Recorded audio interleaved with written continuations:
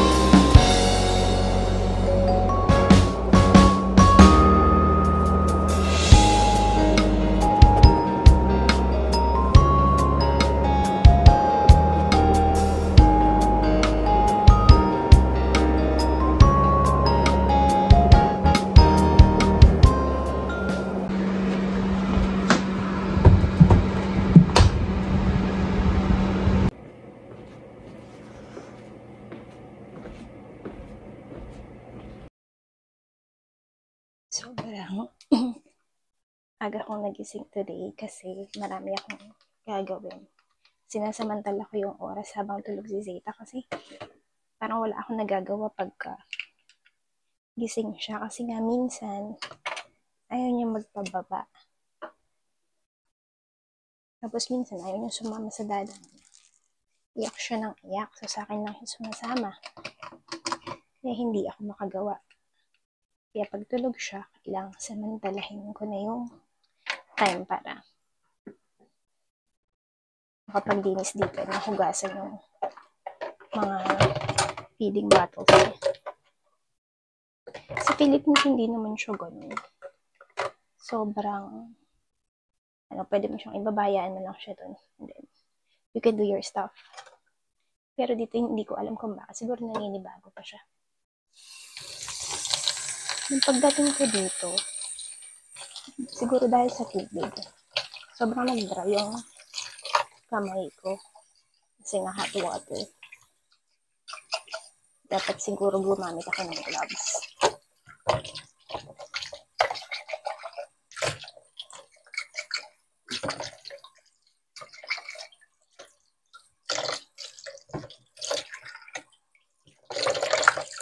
Medyo bumabalik na nga din sa or tumatama na yung oras ng tulog ni Zeta kasi nung pagdating namin dito pina-follow niya pa yung Philippine time. So baliktad. Ako din, pero ngayon ako na.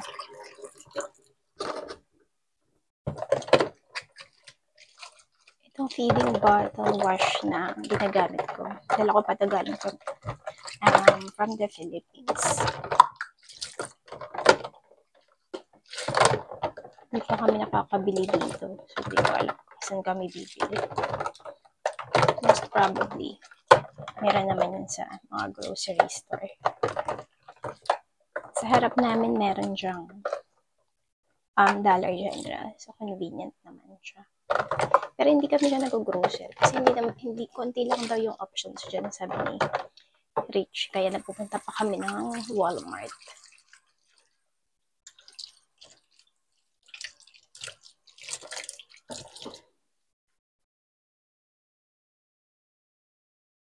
Tapos, nung first day, nung arrival namin, well, second day, nung arrival namin, nagpunta na kami ng parang City Hall pa yun, nila dito, to get a marriage license. Kaya lang, part pala ng requirement is for you to find the person who's going to marry us. Kailangan meron ka ng available before kanila bigyan ng marriage license. So, yun. Meron kaming justice of peace na tatawagan kasi siya yung magkakasal sa amin. Hopefully, available siya. Sterilize ko pa yung bote ni Zeta. Gusto namin kasi makasal na as soon as possible para maayos na namin ibang papers like yung adjustment of status, social security, kumuha ng social security number. So, yun. Para hintayin na lang ng approval ng green card. Si Zeta naman, social security number na lang ang kailangan niya since US citizen na nga siya. Dahil in-apply namin siya ng CRBA sa Philippines. Medyo magulo dito sa bahay. Maliit lang tong apartment namin. This is just a 2-bedroom apartment. Kaso siyempre, si Richie lang yung nakatira dito nung wala pa kami ni Zeta. Hindi siya masyadong naglilinis. Kaya naman gusto ko makapaglinis. Kaya lang wala nang pagdating namin. Wala akong time. Makapaglinis ako pero hindi siya ganun kalinis. Inayos ko pa yung mga gamit namin. Sana nga si Zeta bumalik na sa dati na nagpapa-iwan lang o nagpapababa. Kasi ang hirap. Ang bigat-bigat niya. Hindi ko siya kayang bukatin ng isang kamay lang. Pwede ko naman gamitin yung carrier niya kung anong hassle. Ang bigat niya. Sumasakit talaga yung likod ko. Kasi sobrang payat ko. Tapos, bigat ni Zeta. Pero kung yun nga, si Zeta ay ayaw makisama. Kasi yun lang lagi siyang kinakarga. Kaya yun, napipilitan din akong gumamit ng dishwashing machine. Ang tagal kasi, parang ilang oras before matapos. Okay siya kung marami kang kailangang hugasan plato or pinggan. Pero kung konti-konti lang, mas maganda na manual na lang. Ngayon, naiintindihan ko na kung bakit si Pinoy mom in South Korea gumagamit siya ng tawag dito gloves pagka naghuhugas ng pinggan kasi nga sobrang nakaka-dry ng kamay pag wala kang gloves. Ito yung dishwashing machine and ito yung mga hinugasan namin kagabi. Ito yun naman na siya. Nalagay ko na siya sa cabinet and then this one naman yung isasalang ko. Yung ko na kasing hugasan manually para may magawa pa akong iba, makapaglinis pa ako kasi baka magising na nga si Zeta. Pag nagising siya, na naman ako masyado magagawa. New Year's Eve na mamaya, dito na New Year's Eve dinner yung parents ni Richie. So, kailangan mag-ayos ako dito kasi nga ang gulo-gulo ng bahay. So, ayun.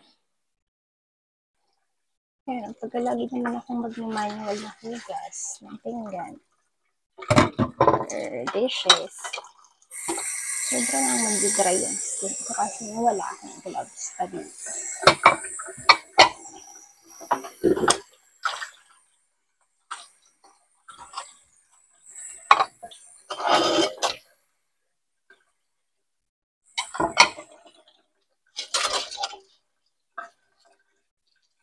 Si Richie ang nagluluto sa amin dalawa. Nag-prepare na nga siya ng mga food. Iwan niya sa akin kung diba truck driver siya. Nawanip siyang wala. Kami lang dito ng tita. Hindi ako rin magluto. Binakyum seal niya. Init ko na lang. And then, rice. Magluto na lang ako ng rice.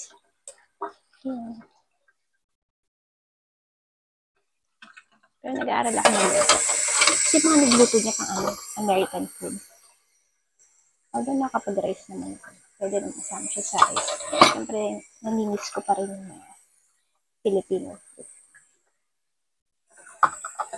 Pagka siguro nakasettle daw na si Zeta. Hindi na siya ganun kaklingi. Pati din klingi sa akin. Yung siya klingi sa mama ko, sa lola niya. Ito nung lumating kami dito. Yun. Talagang sa akin yung sumasama. Buti na nga lang. Medyo nag-loosen up na siya sa kanyang dada.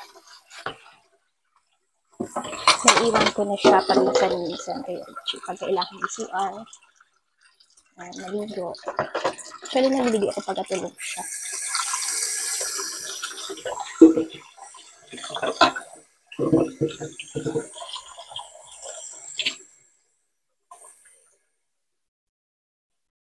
Tapos yung dito, tubig para sa amin yung Richie. Dito lang sa grate. Yan yung iniinom namin. Masarap yung tubig dito.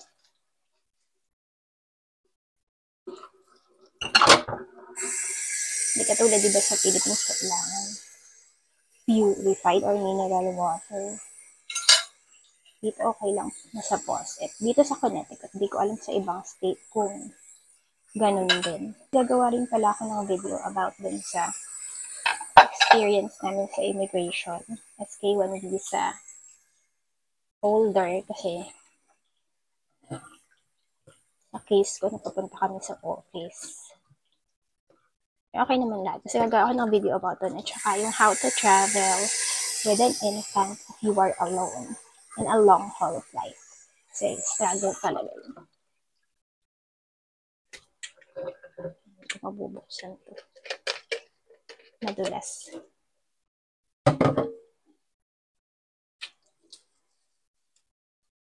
Pero hindi ko alam kung kailan ako gagawa ng video. Kasi that's a sit-down video. Wala akong masyadong nakuhang clip na nag-travel kami dito ni Zeta kasi hirap.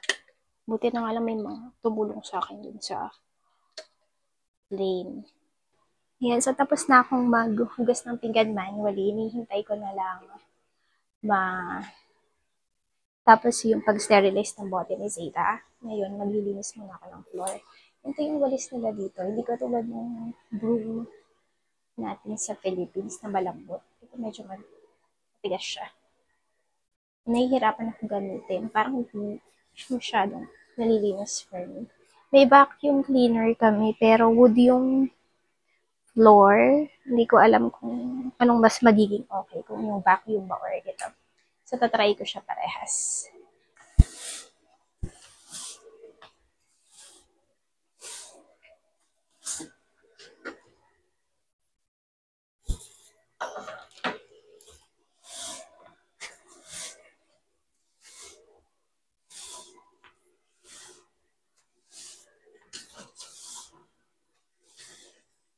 Hindi ko alam kung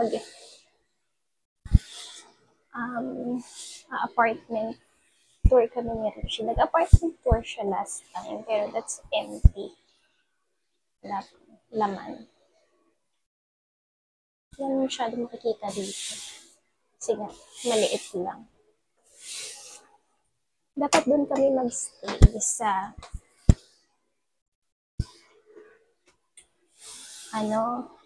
property ng parents ni Richie kasi dalawa yung house doon. Kaso, yung isang bahay doon, luma na siya. Nagkakaroon si Richie ng allergy. Maganda doon sa place ng parents niya. Sobrang laki tapos may pond. Kasi yun, ayaw ipagalaw ng father ni Richie yung isang house. So yun. Kaya kailangan namin kumuha ng apartment dahil lagi na nagkaka-allergy dun si Richie sa isang house. Pero maliit lang din yun. Ay, 3-bedroom house yata yun.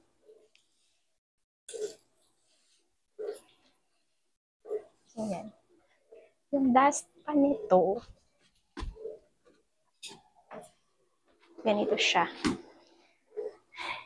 Pinahirapan akong linisin. Pero wala man akong choice kasi walang ibang walis.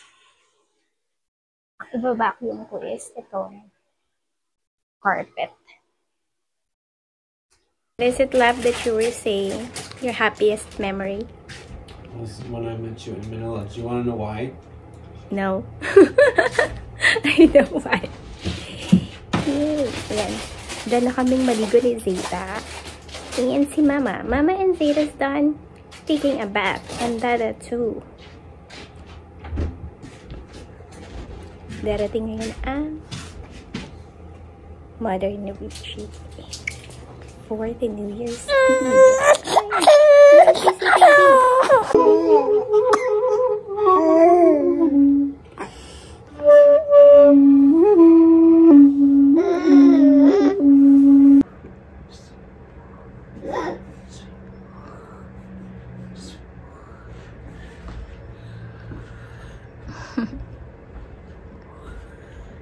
Love, she might get dizzy.